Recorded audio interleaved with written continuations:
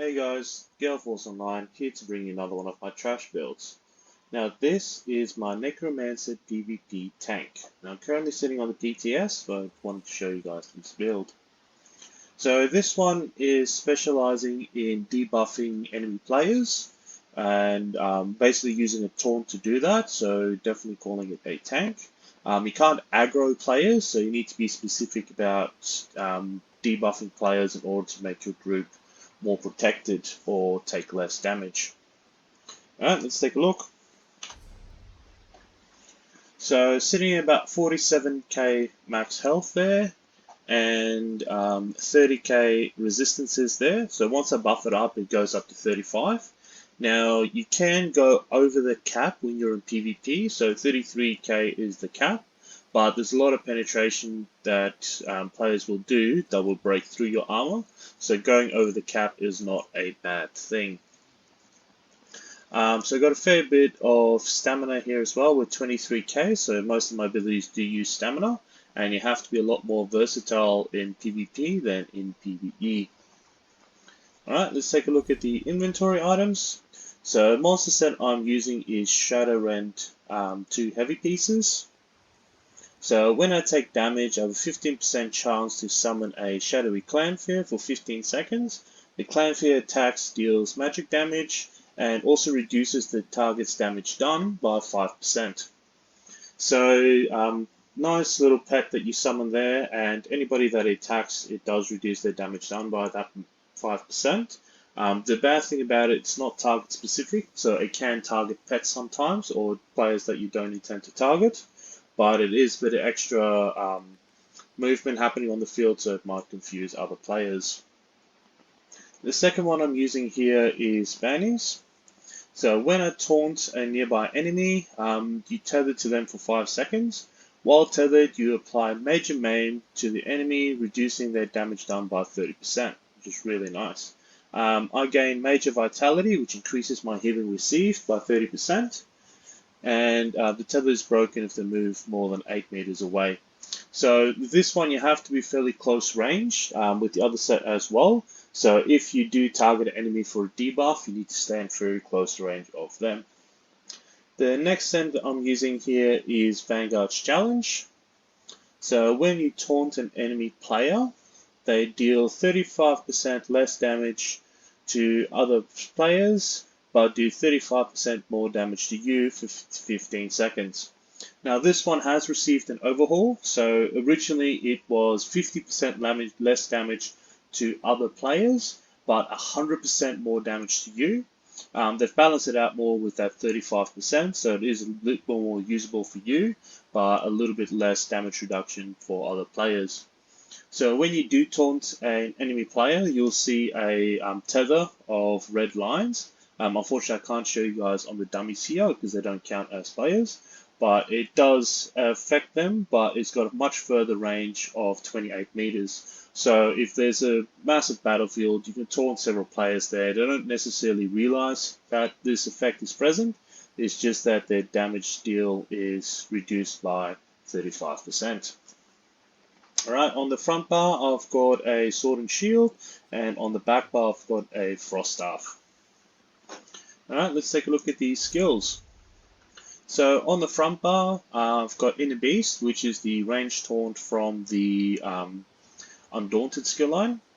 So this is the main taunt that you'll be using to taunt players, and since the two of my sets proc off taunts, definitely a go-to skill. So you can taunt the enemy from about 28 meters away, but for the other set you use, you only got an 8 meter distance, so definitely recommend closer. The second one here is Rigorous Scythe from the class skill line.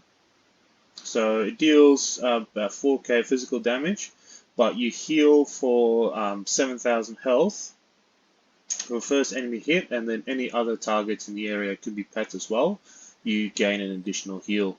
So this is your spamming skill, so once you're in range, definitely spam this out, do a little bit of damage but healing at the same time, and just definitely make you more survivable. The third one here is Spiked Bone Shield from the Undaunted skill line as well. So this is just a damage shield that you use to protect yourself if you're running low on health or you're just about to die. definitely activating this damage shield to save your life. The fourth one here is Shielded Assault.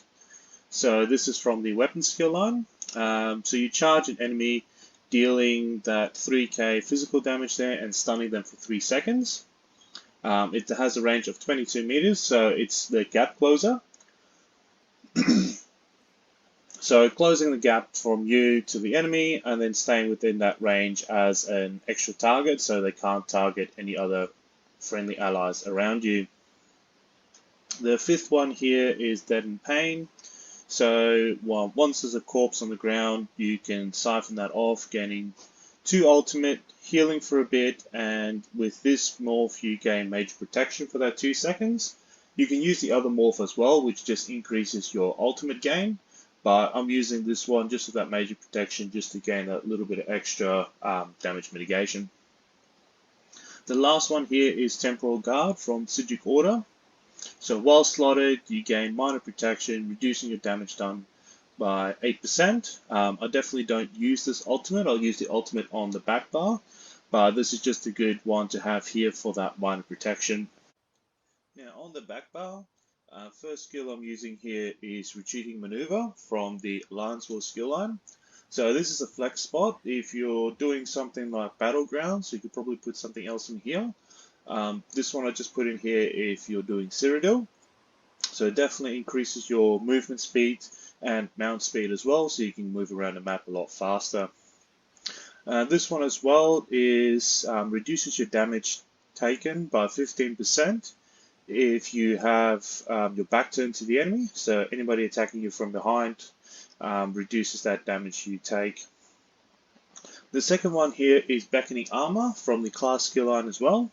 So this is my armor increase, so it increases my physical and spell resistance by 5,280. And also, while this is active, if an enemy strikes you at range, it actually pulls them towards you. So a bit of extra crowd control there as well.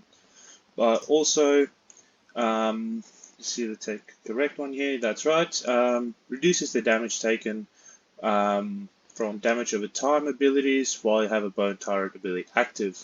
So activating this one also reduces your damage taken from damage over time abilities. So a bit of extra mitigation there. You don't have to have it on the front bar. So you can activate it from here, swap over to the front bar, and that passive will still be active. The third one here is Spirit Guardian.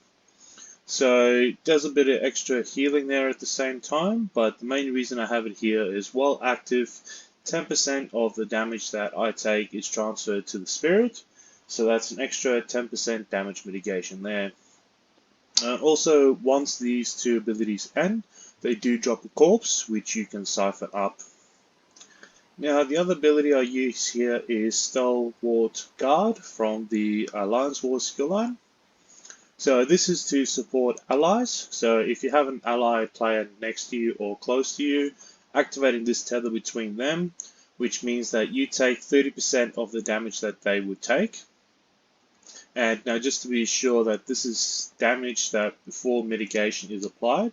So once they take damage, the 30% is transferred over to you, and then you take that directly. It doesn't run through your armor, so it doesn't take their damage mitigation into consideration. But still a good skill to have there to help your allies out, especially if somebody is a bit more squishy.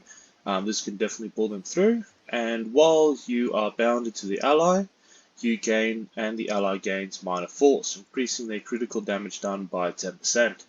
So a bit of extra damage output on their side, not really used as much for us because we don't have a massive critical damage rating there.